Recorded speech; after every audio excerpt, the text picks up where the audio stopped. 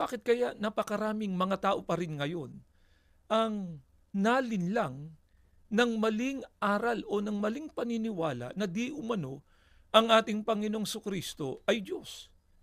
Dito sa ikalawang Korinto sa 11:3, pakinggan ninyo.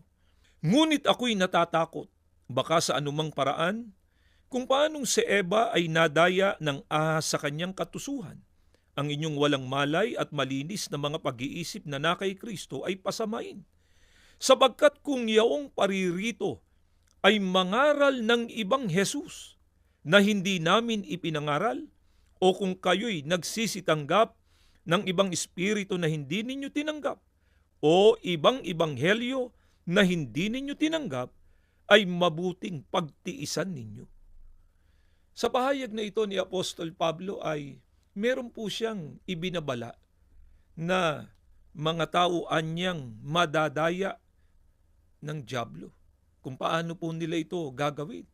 Ang sabi po sa talata, sapagkat kung yaon anyang paririto ay mangaral na ng ibang Jesus, sa makatwid, ang kakasangkapanin po ng dyablo ay isang tagapangaral na ang ituturo nila ibang Jesus na.